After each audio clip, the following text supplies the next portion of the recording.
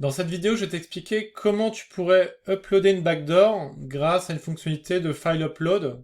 Donc file upload, il y a souvent cette fonctionnalité sur des forums, sur plusieurs sites internet. Donc par exemple pour uploader une image, pour uploader un fichier, un CV.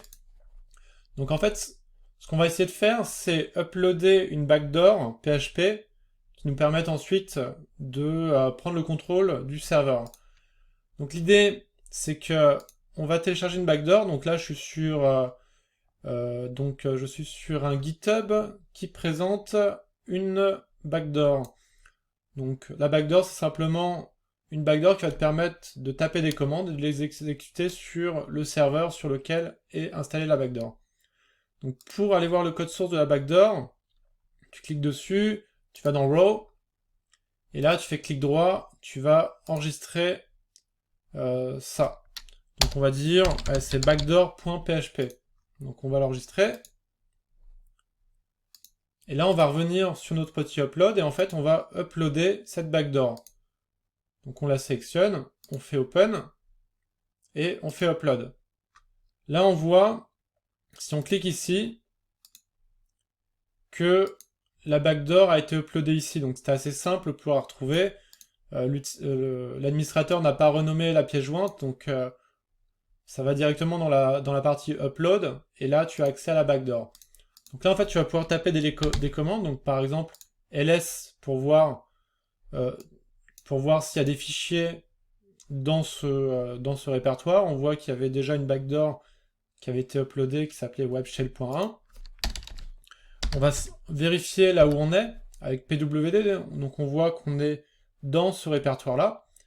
Et par exemple si tu veux revenir en arrière et lister finalement qu'est-ce qu'il y a dedans, donc on va aller dans le répertoire upload-1 et on va voir qu'est-ce qu'il y a dedans. Donc là il y a juste une page index, donc on va essayer de taper d'autres commandes, on va revenir en arrière, donc on va revenir en arrière 2 fois et on va faire un petit ls. Et là tu vois le contenu de certaines pages. Donc par exemple, là on voudrait lister le contenu de bricks.html. On aurait juste à faire deux petits et pour concaténer des requêtes, cat, et là on taperait bricks.html. Donc là normalement ça devrait afficher le contenu de bricks.html. Et là ça n'a pas marché.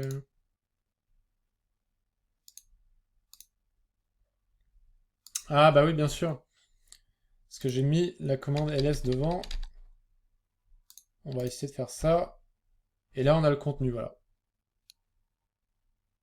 Donc l'idée c'est ça, c'est très souvent il y a des fonctionnalités d'upload. Il faut tenter d'uploader un fichier PHP, essayer de retrouver où ce fichier a été stocké. Et une fois que tu y accèdes, en fait, tu as accès à un web shell et tu peux tenter de circuler dans le serveur web pour consulter des fichiers. Et tu peux taper des commandes, par exemple des one-liners qui te permettront par exemple de prendre le contrôle de l'ordinateur.